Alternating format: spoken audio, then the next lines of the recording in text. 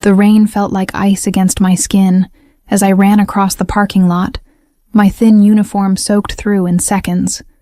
The late shift at Lorenzo's had been brutal. 12 hours on my feet, endless demands from impatient customers, and a measly $60 in tips, not nearly enough for what I needed. I fumbled with my keys, the parking lot's flickering lights casting eerie shadows across the cracked asphalt. Most employees parked in the back lot, hidden from the restaurant's polished facade. Lorenzo's catered to people who didn't look twice at servers like me. People with money, power, and the luxury of forgetting faces. "Come on," I muttered, my fingers numb from cold as I struggled with the stubborn lock of my ancient Honda. A car door slammed somewhere behind me, the sound echoing between the buildings. I tensed, suddenly aware of how alone I was. Working late shifts in this part of the city wasn't smart, especially for women. But beggars can't be choosers. Not when you have a 4-year-old daughter depending on you, and medical bills piling up faster than autumn leaves. The first gunshot cracked through the air like thunder. I dropped to the ground instinctively, keys clattering away across the wet asphalt. My heart hammered against my ribs as more shots followed. 3, 4, in rapid succession. Shouting erupted, men's voices harsh against the steady drumming of rain. I should have crawled under my car. Should have made myself smaller, invisible. That's what sensible people do when bullets start flying. But I've never claimed to be sensible. Instead, I peered around my tire toward the source of the chaos.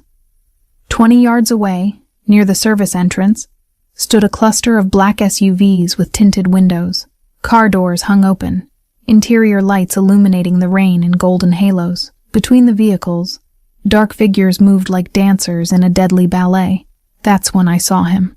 Even in the chaos, he stood perfectly still, a dark statue amid the storm. Tall and broad-shouldered, wearing what looked like a tailored suit beneath an open overcoat, the amber parking lot lights caught his profile. Sharp jawline, straight nose, dark hair cut close at the sides. His face remained calm, almost detached, as men in suits swarmed around him like protective bees around their queen. I recognized him instantly. Everyone who worked at Lorenzo's knew Dante Russo.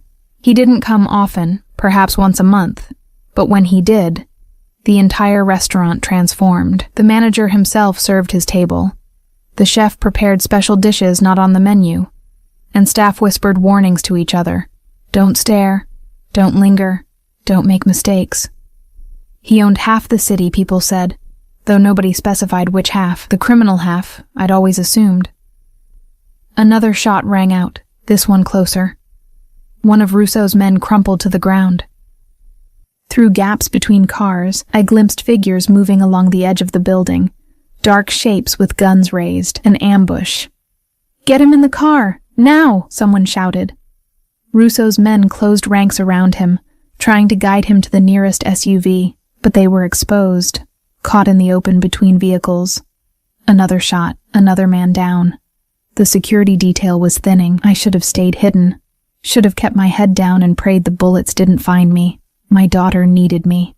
Lily needed me alive, not brave. But there was something in Russo's expression as he looked toward one of his fallen men.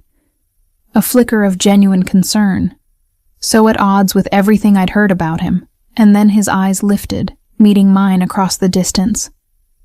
Recognition flashed in those dark eyes. He knew me. The waitress who had served his table last month, who had accidentally spilled water on his companion and apologized profusely while he watched with something almost like amusement. Just for a moment our gazes locked, and an inexplicable current passed between us. A red laser dot appeared on his chest. I don't know why I moved. There was no thought, no decision, just pure instinct. Maybe it was because I was tired of watching people die in senseless violence. Maybe it was because, despite everything I'd heard about Dante Russo, no one deserved to be gunned down in a parking lot. Or maybe I simply acted on the same reckless impulse that had guided so many of my life's worst decisions. I pushed myself up and ran. My feet slipped on the wet asphalt as I charged across the open space between us. Someone shouted. A warning, a curse, I couldn't tell. Russo's eyes widened as I approached, confusion replacing his usual composure. I threw myself forward just as the shot rang out, colliding with his solid form, pushing him sideways. A sudden, searing pain exploded in my shoulder, the force spinning me around. Warmth spread down my side, too hot against the cold rain. The world tilted oddly, concrete rushing up to meet me. Strong arms caught me before I hit the ground. Through a haze of pain, I looked up into Dante Russo's face, no longer impassive, but twisted with shock and something that might have been anger. His mouth moved, but the words sounded distant, underwater. "Why would you do that?"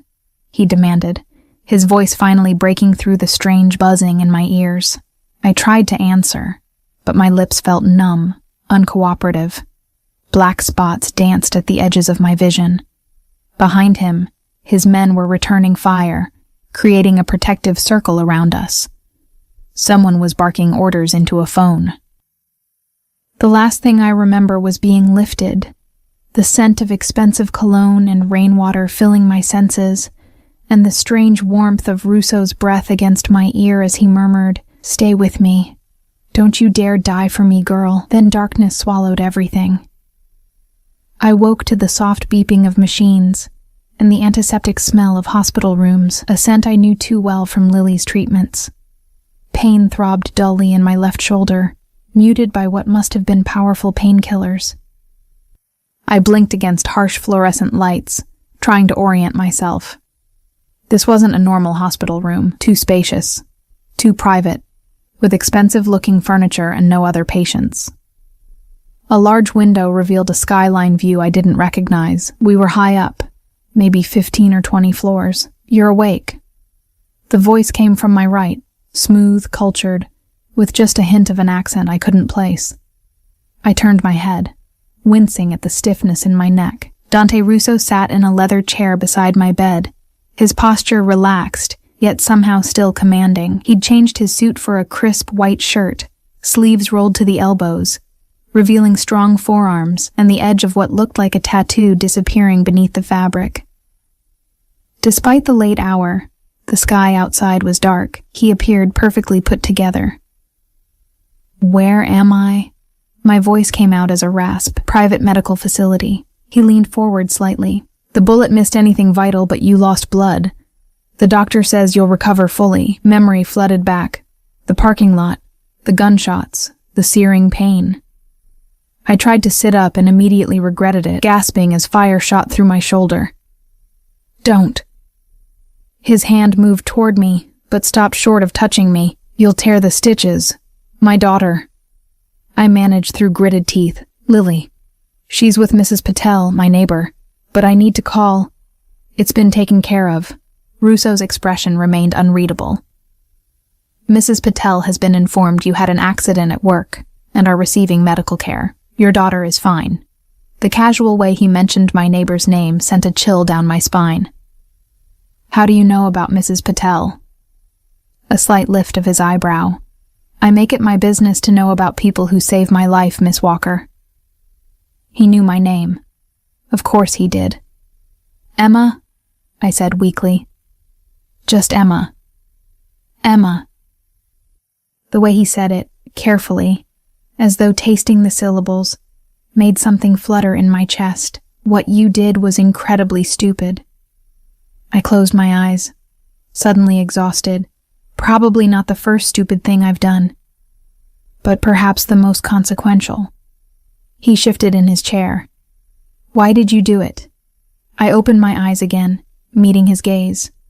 Up close, his eyes weren't simply brown as I'd first thought, but almost black, intense and unnerving. "I don't know," I answered honestly. "I saw the laser sight on your chest, and I just moved. You have a child waiting for you at home, yet you risked your life for a stranger, for someone like me." There was genuine curiosity in his voice, as though I were a puzzle he couldn't solve. "Someone like you?" I echoed. His mouth curved slightly, not quite a smile. Don't pretend you don't know who I am, what I am. Everyone at Lorenzo's knows. I swallowed hard. Yes, I knew the whispers. That Dante Russo ran the city's most powerful criminal organization. That people who crossed him disappeared. That the police looked the other way when his name came up. But in that moment in the parking lot, I hadn't seen the feared Mafia boss. I'd seen a man with a gun pointed at his heart. I didn't think, I admitted. I just didn't want to watch someone die. He studied me for a long moment, his expression inscrutable. Most people would have hidden, would have minded their own business. I'm not most people. That earned me the ghost of a real smile. There and gone so quickly I might have imagined it. Clearly not. He stood, smoothing non-existent wrinkles from his shirt. Rest. The doctor will check on you soon. As he moved toward the door, a sudden panic gripped me. Wait. What happens now? When can I go home? My daughter. Russo paused, looking back at me over his shoulder. Now you heal. As for your daughter, something shifted in his expression. You took a bullet meant for me, Emma Walker. That creates a debt that cannot be easily repaid or forgotten. Your daughter will be cared for until you're well enough to return to her. Before I could respond, he was gone, leaving only the lingering scent of his cologne and the unsettling weight of his words. A debt that cannot be forgotten. I didn't know much about men like Dante Russo, but I knew enough to understand that his debts, whether owed or owned, were dangerous things.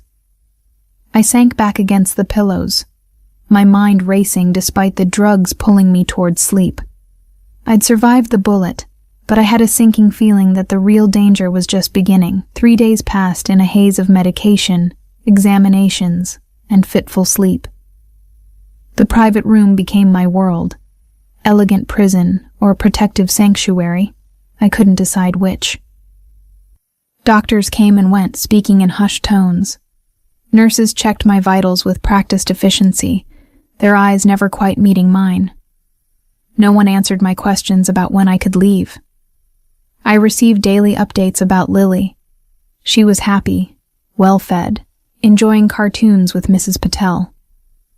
They even sent photos to the tablet that mysteriously appeared on my bedside table. My daughter's smiling face, untroubled and bright, eased my anxiety, but sharpened my determination to return to her. Dante Russo didn't visit again, but his presence lingered in every luxury that surrounded me. The silk pajamas someone had provided, the gourmet meals served on fine china, the fresh flowers delivered each morning, expensive tokens that felt more like markers of ownership than gestures of gratitude.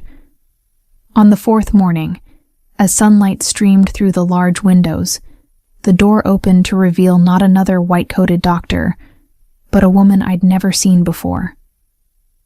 Tall and immaculately dressed in a tailored pantsuit, she carried herself with the confidence of someone accustomed to authority. Her dark hair was pulled back in a severe knot, emphasizing sharp cheekbones and calculating eyes. Ms. Walker. Her voice was cool, professional. I'm Diana Vega, Mr. Russo's personal assistant. I straightened against the pillows, suddenly conscious of my disheveled appearance. Have you brought news about when I can go home? She placed a leather portfolio on the foot of my bed. The doctor has cleared you for discharge, provided you follow a strict recovery regimen. Her gaze flicked briefly to my bandaged shoulder. Mr. Russo has arranged accommodations for you and your daughter. Accommodations? I frowned. I have an apartment. A 4th-floor walk-up with faulty heating in a neighborhood with one of the highest crime rates in the city. She stated this as fact, without judgment. Not ideal for your recovery or your daughter's well-being. The casual mention of my living situation, details I'd never shared with anyone at Lorenzo's, sent a chill down my spine. You've been investigating me. Diana's expression didn't change. Mr. Russo is thorough about those in his debt. She opened the portfolio, revealing documents arranged in precise order. Your apartment lease has been paid through the end of the year. Your personal belongings and your daughter's things have been packed and moved to a secure location. Anger flared through me, burning away the fog of medication. You had no right. Your neighbor, Mrs. Patel, supervised the packing process. Diana continued as if I hadn't spoken. Nothing was left behind or damaged. Your daughter selected which toys to bring. She slid a photograph across the bed. Lily smiling, clutching her favorite stuffed elephant, standing beside Mrs. Patel in what looked like an expensive foyer. My anger faltered at the sight of my daughter looking so happy, so untroubled. Where is she now? At your new temporary residence, settling in. Diana removed another document from the portfolio. This details your medical leave from Lorenzo's. Fully paid, of course. And the timeline for your physical therapy. My head spun with the implications. In just 4 days, Dante Russo had completely rearranged my life without my knowledge or consent. I should have been outraged, terrified even.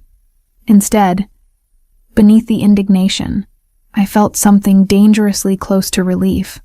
The constant struggle of making ends meet, of juggling work and Lily's medical appointments, of choosing between electricity and proper food, suddenly paused. What does he want from me? I finally asked, the question that had been haunting me since I woke in this luxurious room. For the first time, Diana's professional mask slipped, revealing something like genuine puzzlement. That's the curious thing, Ms. Walker. In my 15 years working for Mr. Russo, I've never seen him react this way to... She hesitated. To someone like you. Someone like me? Ordinary. The word wasn't delivered with cruelty, just stark assessment. Mr. Russo moves in exclusive circles. His associates are powerful, connected. Yet here you are, a single mother working as a waitress, commanding his personal attention. Her words stung, but I couldn't deny their truth. I was nobody, invisible to people like Dante Russo under normal circumstances. I saved his life, I pointed out. Many have done services for Mr. Russo. Few receive this level of consideration. Diana closed her portfolio with a decisive snap. A car will arrive in 1 hour to transport you to the new residence. Mr. Russo will visit this evening to ensure you're settled. With that, she turned to leave, pausing at the door. One piece of advice, Ms. Walker. Whatever you did to capture Mr. Russo's interest, be careful. His attention can be as dangerous as his indifference. After she left, a nurse arrived with discharge paperwork and instructions for wound care. An hour later, I was seated in the back of a sleek black SUV with tinted windows, dressed in clothes I didn't recognize, but that somehow fit perfectly. Soft jeans, a loose-fitting blouse that accommodated my bandaged shoulder, and a cashmere sweater that probably cost more than my monthly rent. The driver, a broad-shouldered man who introduced himself only as Marcus, remained silent throughout the journey, his eyes hidden behind dark sunglasses despite the overcast day. Through the windows, I watched the city transform, gritty neighborhoods giving way to tree-lined streets, dilapidated buildings replaced by stately brownstones and modern high-rises. We stopped before a towering glass building in what I recognized as the most exclusive district downtown. Marcus opened my door and offered his arm for support as I stepped out, momentarily dizzy from the medication and the overwhelming circumstances. The lobby gleamed with marble and polished brass, staffed by uniformed attendants who nodded respectfully as Marcus guided me to a private elevator.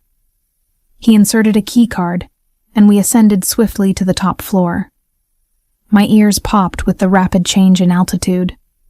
Mr. Russo owns the entire penthouse level, Marcus explained, breaking his silence. Your accommodations are in the East Wing. The elevator opened directly into a foyer that was larger than my entire apartment. Sunlight streamed through floor-to-ceiling windows, illuminating hardwood floors and elegant furnishings that looked like they belonged in a magazine. Mommy! The familiar voice sent my heart soaring. Lily came running from an adjoining room, her dark curls bouncing, face alight with excitement. I dropped awkwardly to one knee, mindful of my injured shoulder, and caught her with my good arm as she barreled into me. "I missed you so much, sweetheart," I whispered, breathing in her familiar scent, now mingled with what smelled like expensive shampoo. "We're living in a castle, Mommy." Lily pulled back, her brown eyes wide with wonder. "I have a princess bed and a room just for toys, and Mr. Bear has his own tiny bed too." Over her head, I noticed Mrs. Patel emerging from the same room, her round face creased with both worry and relief. "Emma, thank goodness." She hurried over, clasping my free hand. "How are you feeling, Beta? We've been so worried." "I'm okay," I assured her, struggling to reconcile my elderly neighbor with this palatial setting. "Thank you for taking care of Lily. They've been very kind," Mrs. Patel said, lowering her voice. "But—" Her eyes darted to Marcus, who had retreated to a discreet distance but remained within eyesight. "This situation is very unusual, Emma." Before I could respond, Lily tugged at my sweater.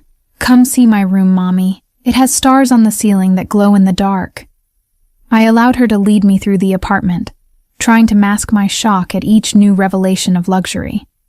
Lily's room was a child's fantasy. A canopied bed, walls painted with a whimsical forest scene, shelves filled with books and toys I'd never been able to afford. My own suite connected to hers via a shared sitting room and featured a king-sized bed, a bathroom larger than our old living room, and a walk-in closet, already filled with clothing in my size. Mrs. Patel departed after extracting a promise that I would call her daily, her worried eyes communicating concerns she wouldn't voice in front of Lily. Marcus informed me that dinner would be served at 6 and that Mr. Russo would arrive at 7, then withdrew to what I assumed was a security post near the elevator. The remainder of the afternoon passed in a surreal blur as I tried to maintain normalcy for Lily's sake.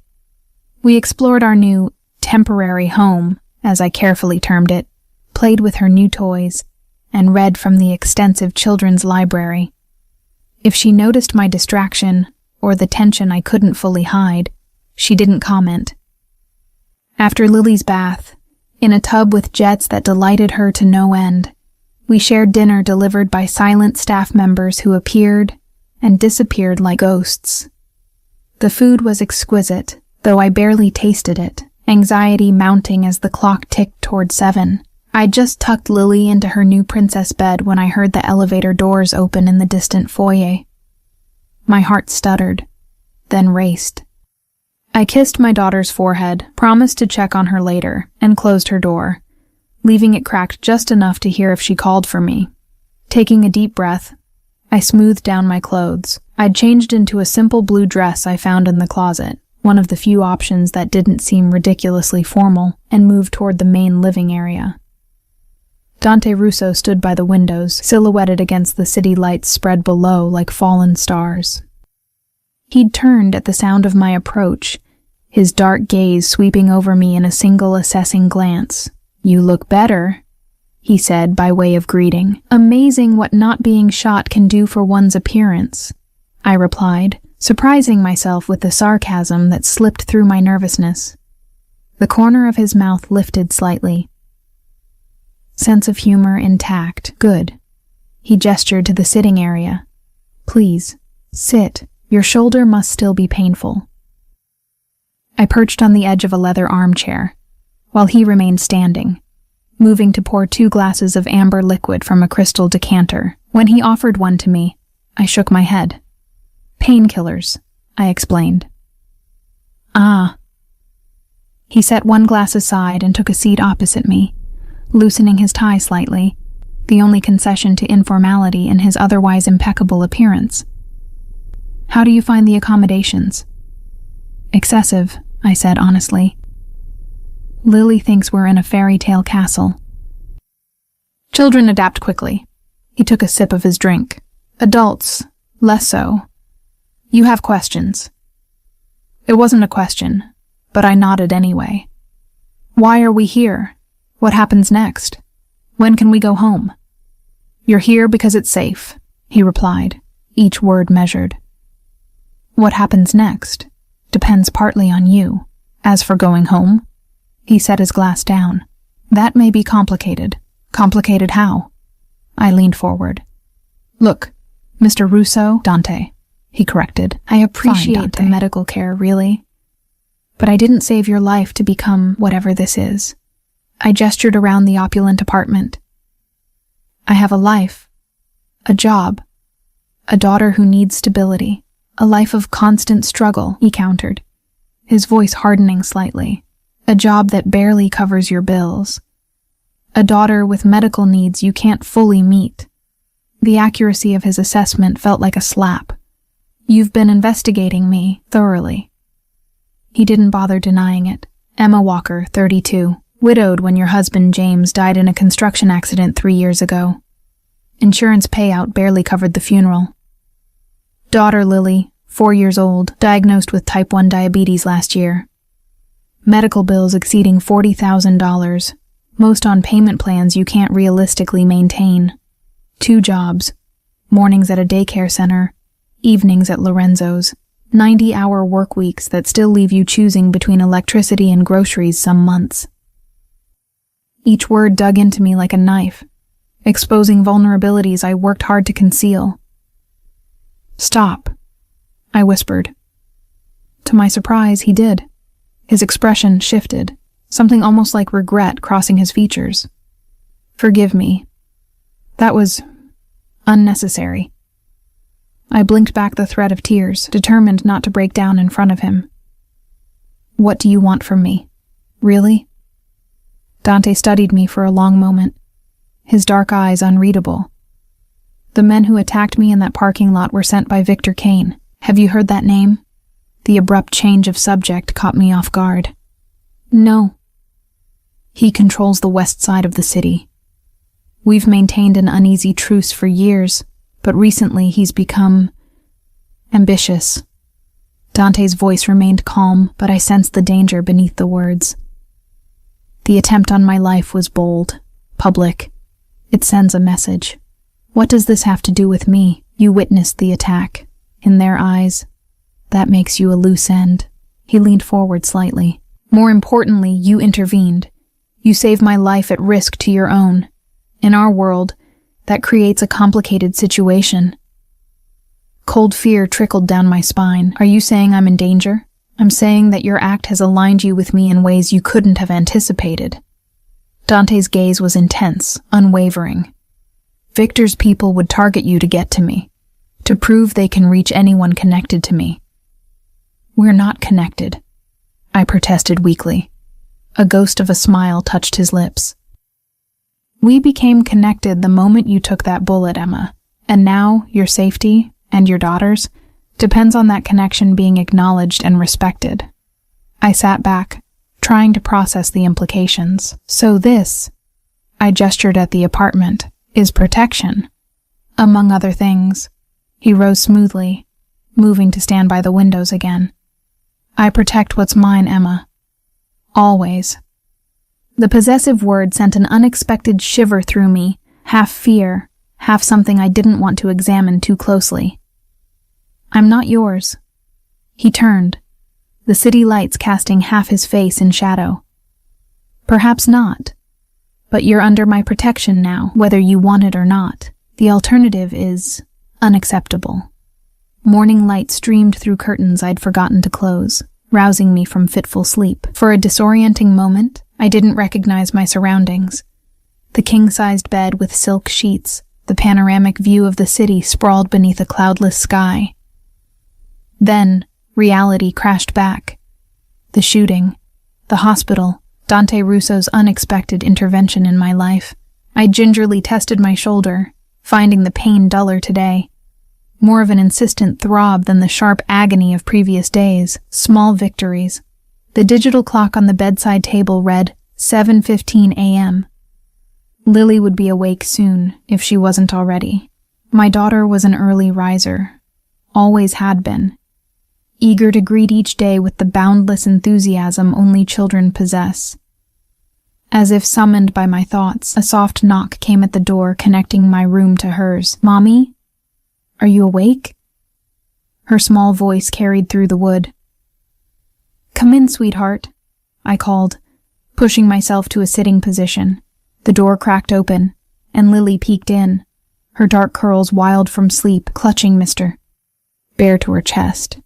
Seeing me awake, she broke into a sunshine smile and scrambled onto the bed beside me, careful of my injured shoulder in a way that broke my heart.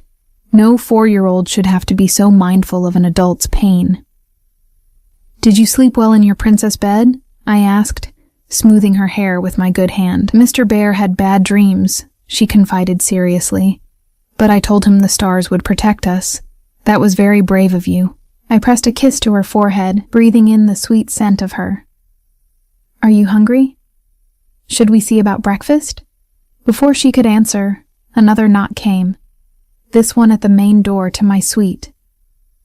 After ensuring I was decent in the silk pajamas I'd found in the closet, I called, "Come in." A young woman entered, carrying a tray laden with food. She was perhaps in her mid-20s, with a neat ponytail and a professional demeanor. "Good morning, Ms. Walker, Miss Lily." "I'm Sophie, the household manager. I've brought your breakfast and your medication schedule." She set the tray on a small table near the window, then straightened, hands clasped before her. "Mr. Russo asked me to inform you that a children's tutor will arrive at 10 to assess Lily's educational needs." "A tutor?" I echoed, startled. "She's 4, not 14. "Mr. Russo believes early education is crucial." Sophie's tone remained pleasant but firm. "He's also arranged for Dr. Myers to visit this afternoon to check your wound and adjust your physical therapy plan." My irritation flared. More decisions made without consulting me. More arrangements I hadn't requested. Does Mr. Russo always manage other people's lives so thoroughly? Something like sympathy flickered in Sophie's eyes. "Mr. Russo is attentive to details, especially regarding those under his protection." She moved toward the door, pausing before exiting. "There's a house phone by your bed if you need anything. I'm extension 102. Security is 100, always staffed. Your physical therapist will arrive at 2. After she left, Lily and I shared the breakfast. Fresh fruit, pastries still warm from the oven, eggs prepared exactly how I like them. Another detail Dante Russo had somehow learned about me. "Is this our home now?"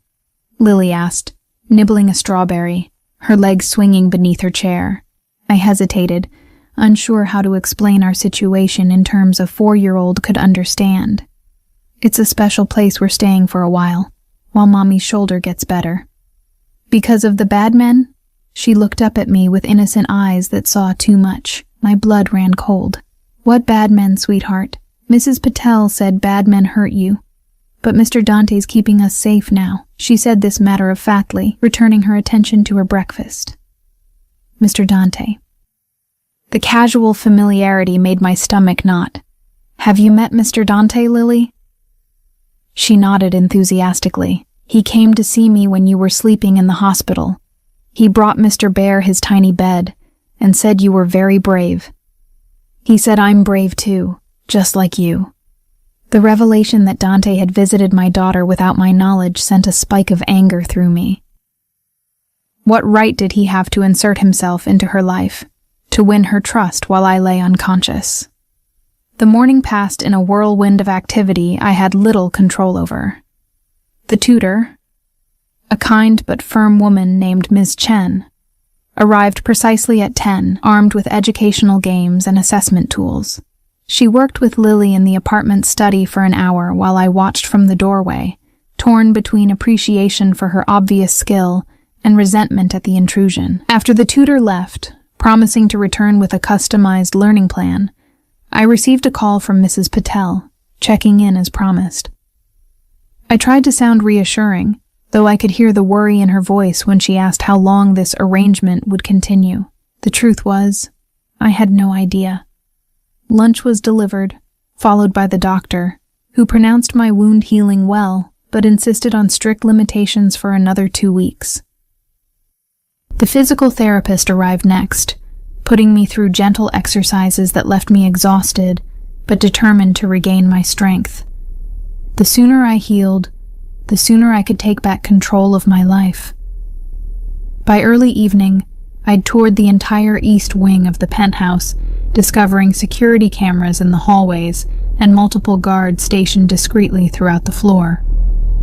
Our gilded cage was indeed well protected. After dinner and Lily's bedtime routine, the one normal part of this surreal day, I found myself restless, confined by luxury and uncertainty. I ventured into the main living area, intending to look through the bookshelves for something to distract me. "You should be resting." The deep voice startled me. Dante Russo emerged from the shadowed corner of the room, where he'd been sitting silently. How long had he been there, watching?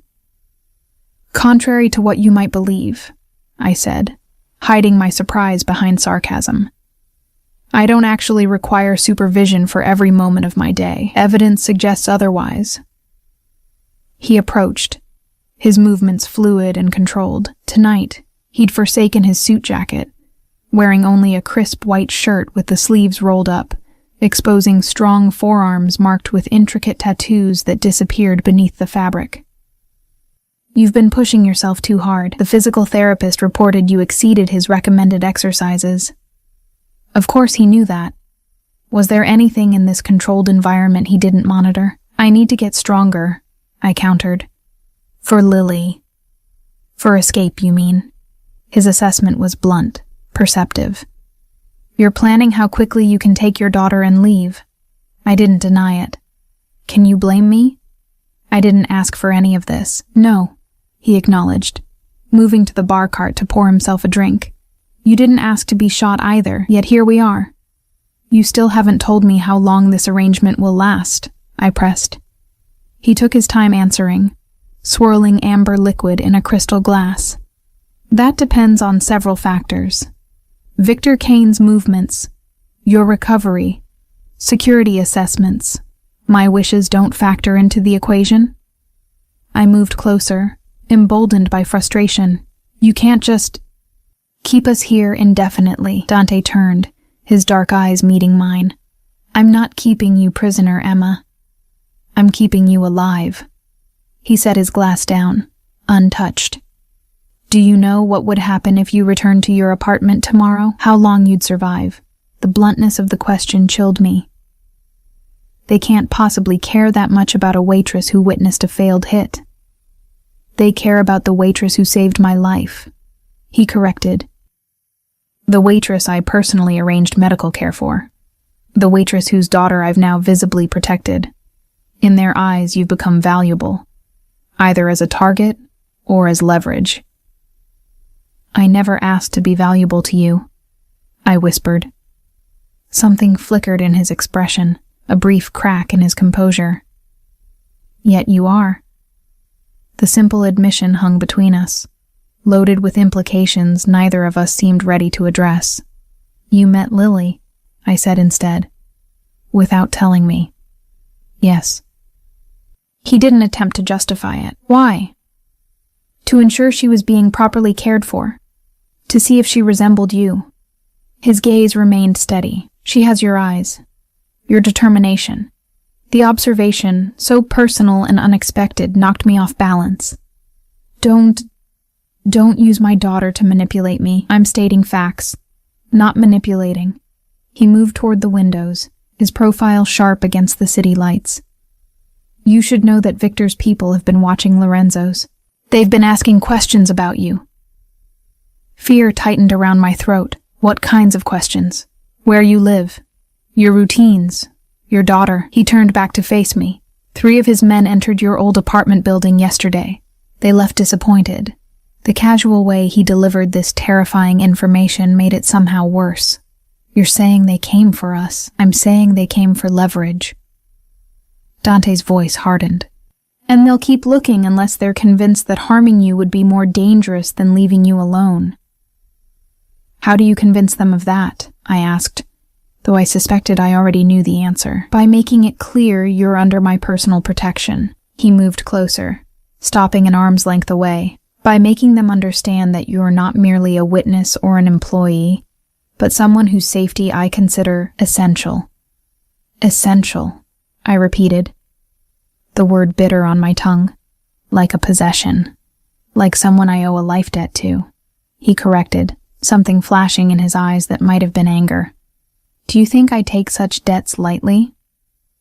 Do you think I've forgotten for one moment that you stepped in front of a bullet meant for me? I didn't do it to put you in my debt. Then why did you do it? He demanded, closing the remaining distance between us.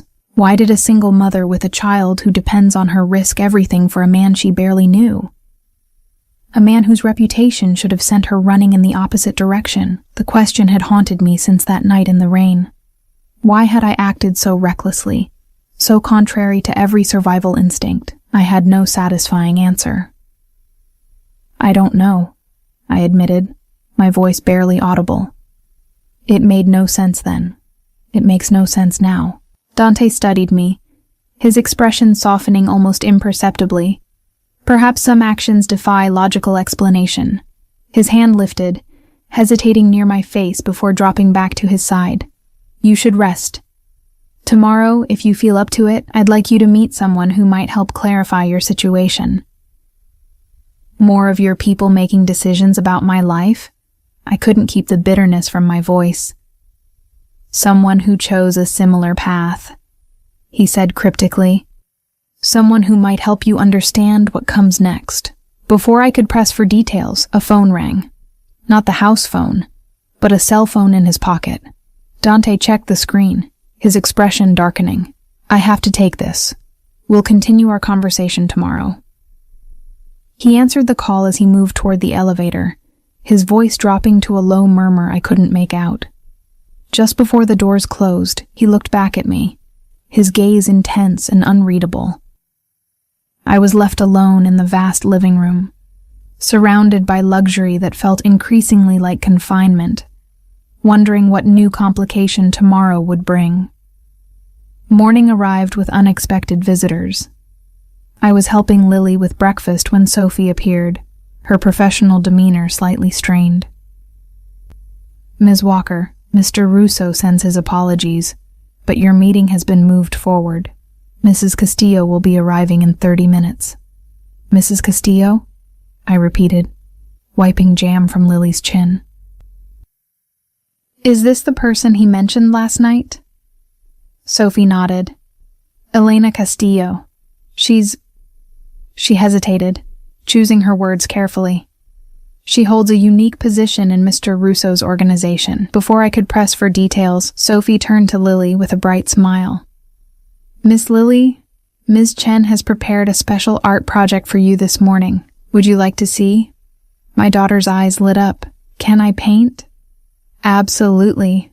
There's an easel set up in the study. Sophie offered her hand, which Lily took eagerly. She glanced back at me.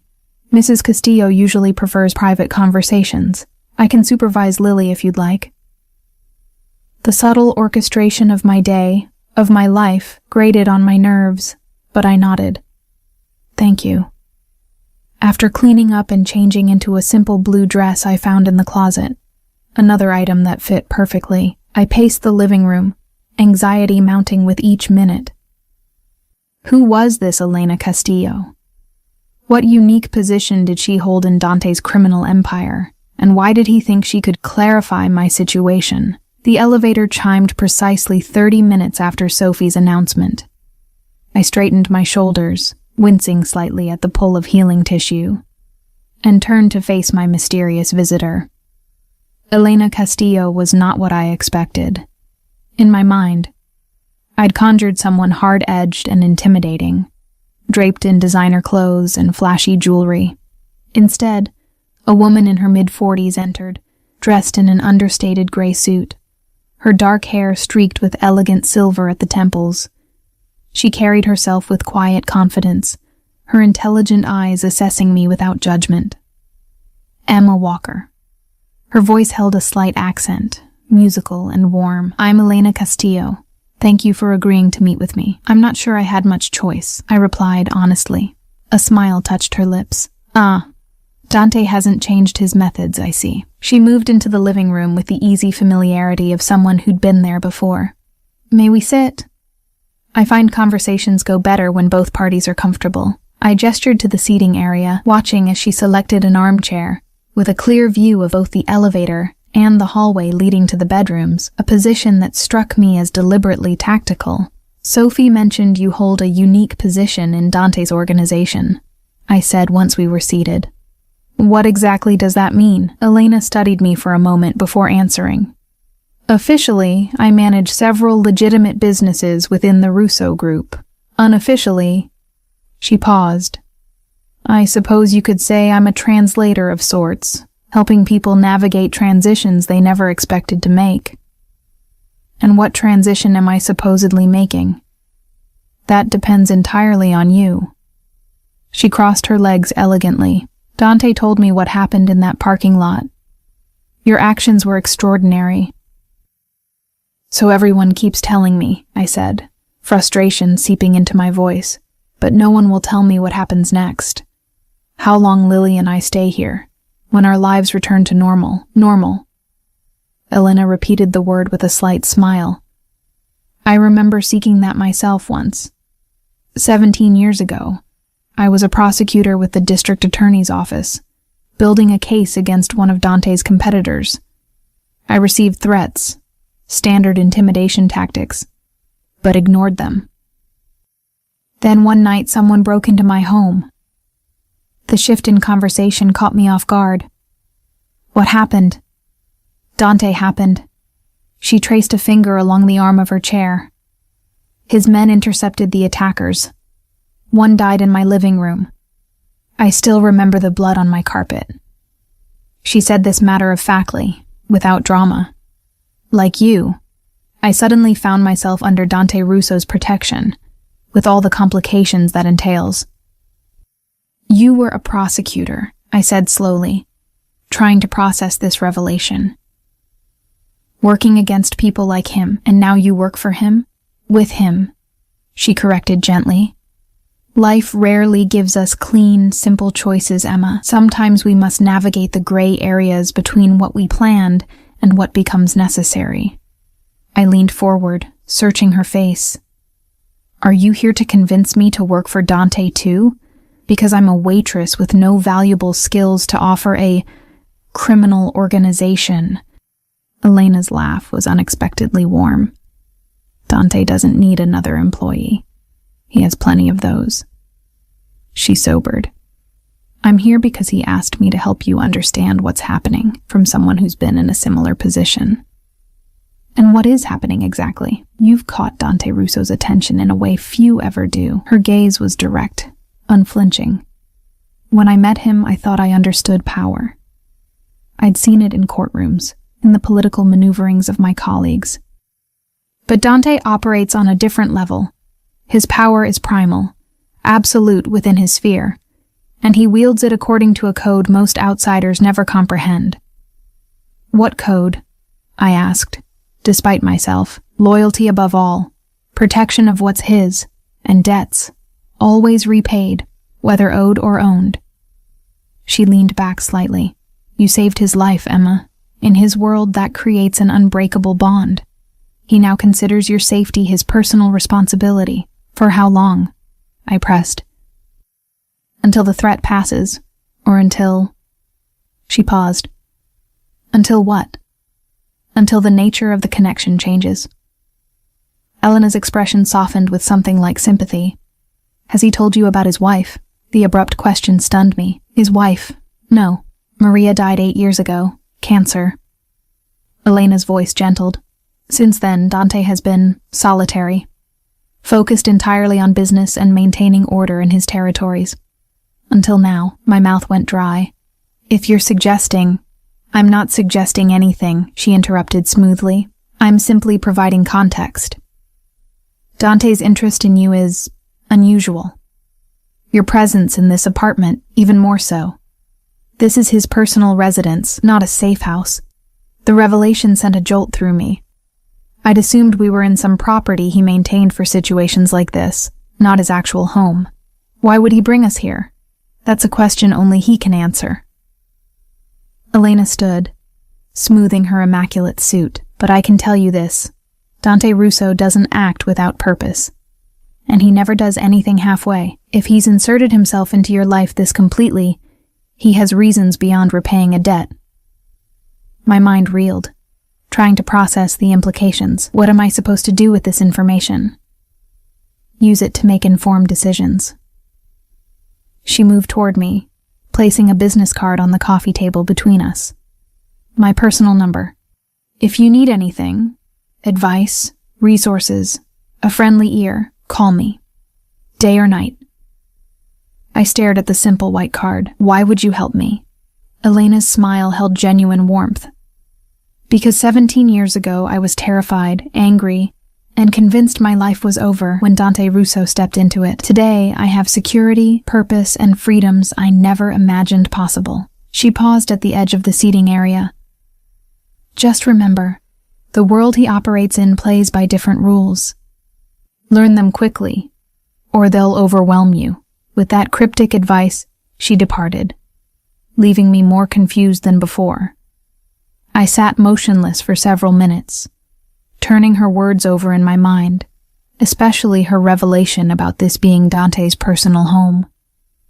The thought that he had brought my daughter and me into his private space, rather than some anonymous safe house, shifted something in my understanding of the situation. I was still sitting there when Sophie returned with Lily, who proudly displayed a colorful painting of what might have been a castle, or possibly a very ambitious cat.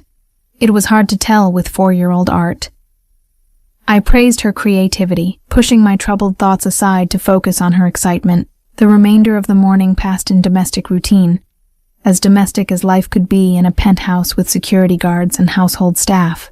After lunch, during Lily's nap time, I found myself drawn to the floor-to-ceiling windows in the living area, staring out at the city sprawled below. Your meeting with Elena went well? The now familiar voice came from behind me. I turned to find Dante entering from the elevator, looking slightly less formal than usual in a charcoal suit without a tie, the top button of his shirt undone. Despite this concession to casualness, he still radiated authority and controlled power. She's an interesting woman, I said neutrally. Former prosecutor turned whatever she is now. She's my consigliere, advisor. He moved to stand beside me at the window, leaving a careful distance between us. And yes, she's interesting. Like you. I turned to face him directly. This is your home, not a safe house. If my direct statement surprised him, he didn't show it. Yes. Why bring us here? Why not some anonymous location your enemies wouldn't immediately associate with you? Because this is the most secure property I control, he answered simply. The entire building has my security. Every entrance, every elevator, every stairwell. No one enters without my knowledge. But it makes us more significant, I argued. If your enemies know we're staying in your personal residence, they already believe you're significant. He interrupted. The moment I brought you to my private medical facility, the moment I moved your daughter to safety, those actions sent a message. Housing you here merely reinforces it. What message? His dark eyes held mine. That anyone who harms you answers directly to me. Something in his tone sent a shiver down my spine.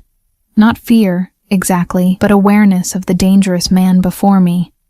A man who commanded power I could barely comprehend. Elena mentioned your wife, I said, watching his expression carefully. I'm sorry for your loss. A shadow crossed his features, brief but unmistakable. Maria was ill for a long time. Her passing was expected, if never accepted. She also implied that your interest in me goes beyond repaying a debt. I forced myself to maintain eye contact, needing to understand. Is that true? Dante was silent for a long moment, his gaze intense. Would it matter if it was? Of course it would matter, I said, frustration breaking through. I've been shot, uprooted from my home, placed under what amounts to protective custody, all because I made a split-second decision to save a stranger's life. Now that stranger is micromanaging my existence, providing tutors for my daughter, arranging my medical care, and apparently harboring some interest in me beyond obligation. So yes, it matters.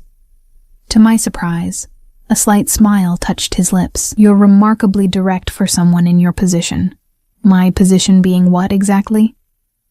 Under the protection of a man, most people fear too much to question. His voice remained calm, almost appreciative. I've never been very good at fear, I admitted. Caution, maybe. Self-preservation occasionally. But fear just makes me angry. I've noticed. Dante moved closer, the distance between us shrinking to mere inches. To answer your question, yes, my interest in you extends beyond obligation. You intrigue me, Emma Walker. You act on instinct rather than calculation. You challenge me rather than defer. You saved my life without thought of reward or consequence. My heart hammered against my ribs as he continued, his voice dropping lower. In my world, people are predictable. They act out of greed, fear, ambition, or self-preservation.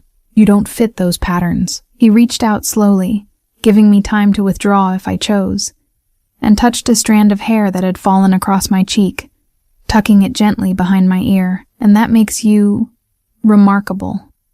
The simple touch sent warmth cascading through me, a reaction I hadn't anticipated and wasn't prepared to examine. I stepped back slightly, creating space to think. What happens now? I asked, my voice steadier than I felt. Dante accepted my withdrawal without comment. Now, you continue to heal. Lily continues her lessons, and tonight, if you're willing, you join me for dinner. Just the two of us. No talk of debts or danger or obligations. Just dinner? I couldn't keep the skepticism from my voice. Just dinner, he confirmed. A chance to talk as people, not as savior and saved. I should have refused. Every rational part of me screamed that getting closer to Dante Russo could only complicate an already impossible situation. Yet something else, something reckless and curious, made me nod. Dinner, I agreed quietly. But I need to know that Lily will be safe while we're talking. Sophie will stay with her. The security team will be at full complement. His expression softened slightly. I would never leave your daughter unprotected, Emma. Surely you know that by now. And the strangest thing was, I did know it. Whatever else Dante Russo might be, criminal, killer, man of dangerous power, I believed absolutely in his commitment to keeping Lily safe. It was the one certainty in my newly uncertain world. Dinner with Dante Russo was nothing like I'd imagined. I'd expected a formal affair in a grand dining room, surrounded by staff and security. Another display of power and wealth. Instead, I found myself on the penthouse's private terrace as the sun set, casting the city in hues of gold and amber. A small table had been set with simple elegance, fine china, crystal glasses, and a centerpiece of fresh flowers that perfumed the evening air. Dante himself looked different, dressed in dark trousers and a gray cashmere sweater that softened his usual imposing presence. He'd been waiting when I emerged from my room, having spent far too long debating what to wear from the closet full of clothes I hadn't chosen. I'd settled on a simple navy dress. Elegant, but not overly formal. You look beautiful, he said simply as I approached. Thank you, I replied, oddly flustered. The dress was in the closet, I know. A hint of amusement touched his eyes. Diana selected the wardrobe based on your sizes and what she observed of your preferences. She has an eye for such things. The reminder of how thoroughly they'd investigated my life dampened the momentary warmth I'd felt. Is there anything about me you don't know? Dante pulled out my chair, waiting until I was seated before taking his own. Many things, I'm sure. The facts of your life are not the same as knowing you, Emma. A server appeared, seemingly from nowhere, to pour wine and present the first course, a delicate seafood appetizer. As soon as the food was served, Dante nodded once, and the server disappeared, leaving us alone on the terrace. You promised no talk of debts or danger tonight, I reminded him, picking up my fork with deliberate casualness. What shall we discuss instead? Whatever you wish." He took a sip of wine, watching me over the rim of his glass. "Though I admit, I'm curious about what led you to Lorenzo's. You have an education. 2 years at City College before you left to support your mother during her illness. You could have pursued other paths." I shouldn't have been surprised that he knew even this. My abbreviated college career, my mother's long battle with the same disease that would later claim my husband. Yet somehow, his interest in these details of my past felt different from the clinical investigation that had catalogued my present circumstances.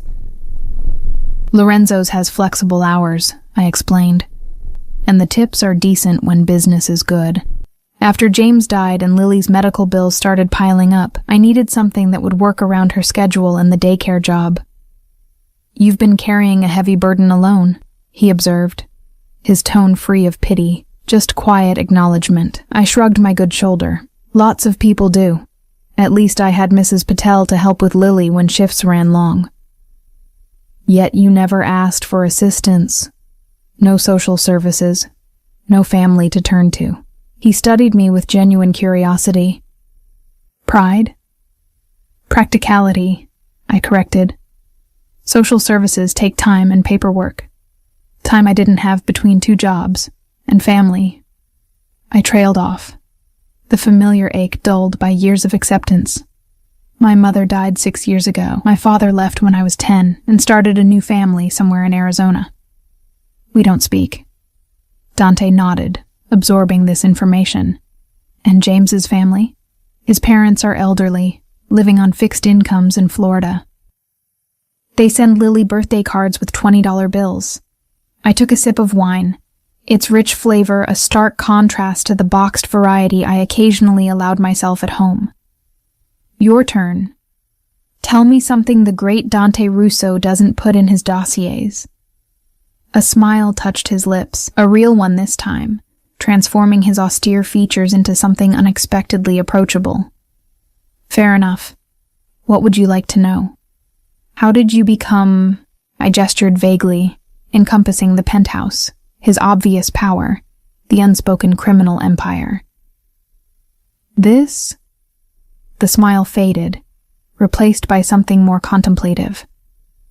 "My father was a fisherman who immigrated from Sicily with nothing but determination and the clothes on his back. He worked double shifts at the docks, saved every penny to bring his brothers over, to build something for his family."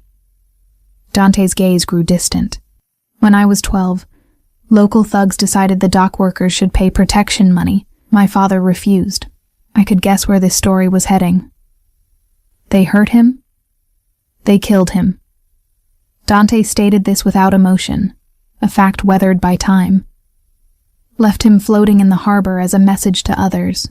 The police called it gang violence and filed it away, unsolved." "I'm sorry," I said softly, the words inadequate against such loss. He acknowledged my sympathy with a slight nod. My uncles took a different approach. They paid, worked harder, kept their heads down.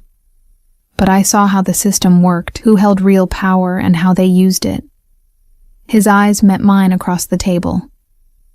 By 16, I'd taken control of our neighborhood. By 25, half the waterfront.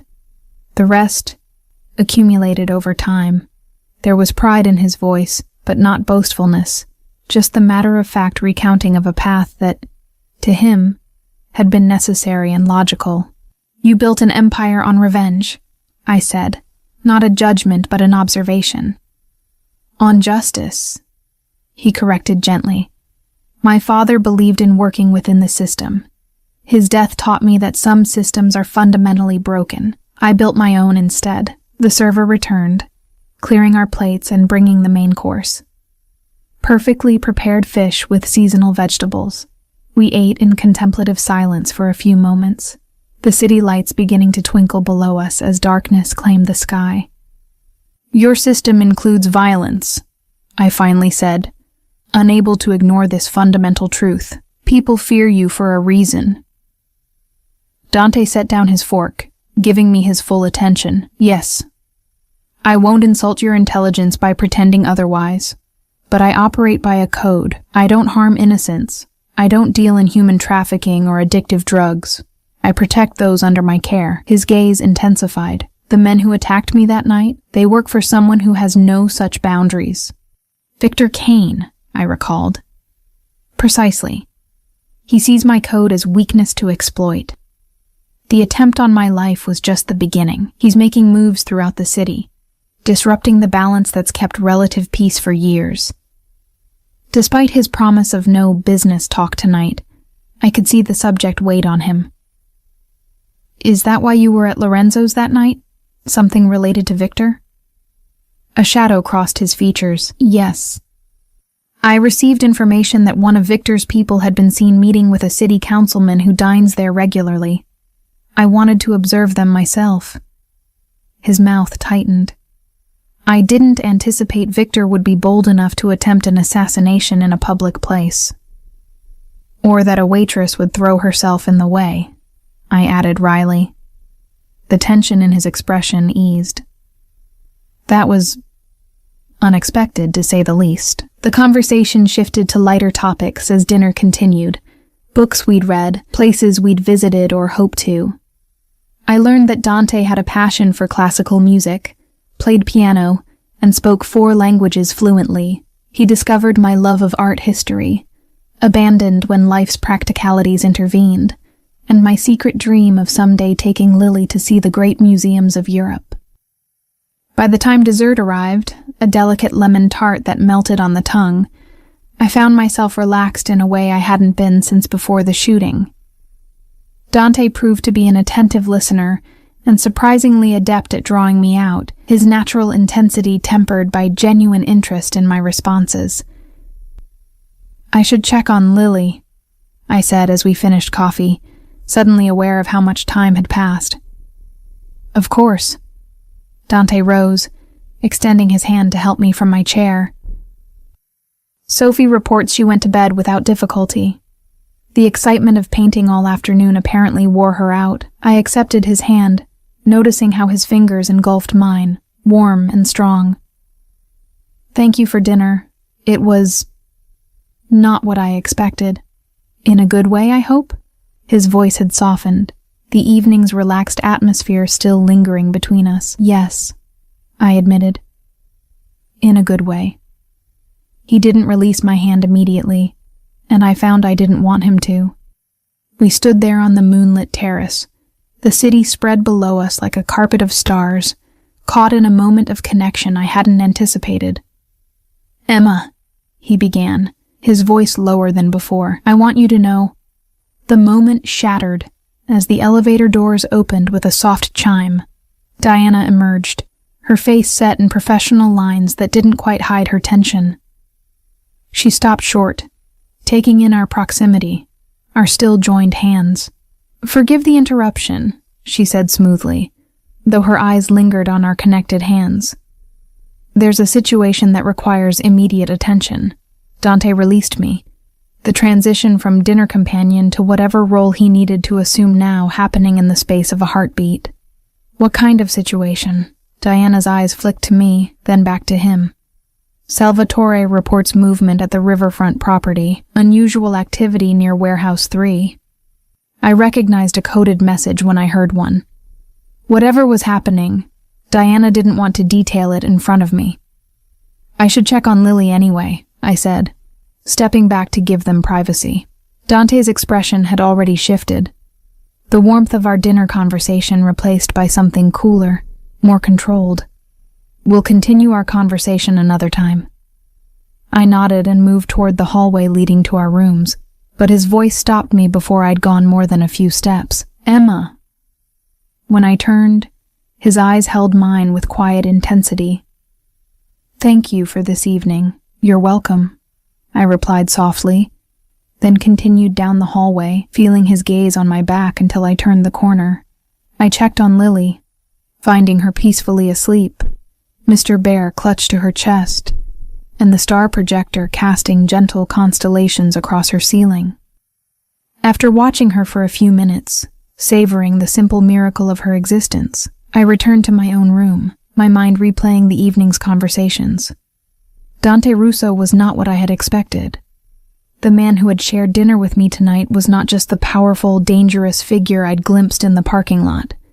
He was complex, thoughtful, shaped by loss, and driven by his own sense of justice, however twisted that justice might appear to the outside world. More disturbingly, I found myself drawn to him in ways that had nothing to do with gratitude or obligation. The connection I'd felt on the terrace wasn't imagined. It was real, electric, and entirely inadvisable. I was still awake an hour later when I heard the elevator again. From my window, I watched as 3 black SUVs pulled away from the building, heading in different directions. In one of those vehicles I knew was Dante, attending to whatever situation had arisen. Sleep eluded me for hours as I contemplated the strange turn my life had taken, from struggling single mother to woman caught in a mafia power struggle, dining with a dangerous man who looked at me with undisguised interest. What future could possibly emerge from such a beginning? The answer came sooner than I expected. I woke to chaos, shouting in the hallway, heavy footsteps, the sound of Lily crying. Disoriented, I stumbled from bed, wrenching open my door to find Sophie rushing toward me, my daughter in her arms. "What's happening?" I demanded, taking Lily from her. "Security breach," Sophie said tersely. "We need to move you both now." Marcus appeared behind her, weapon drawn but held low. "We have 3 minutes before the security system resets. Everything's in place." "What security breach? Where's Dante?" I clutched Lily closer as she buried her tear-streaked face against my neck. "Mr. Russo is handling it," Sophie replied, already gathering items from Lily's room. "The stuffed elephant, her favorite blanket. But you can't stay here. It's not safe."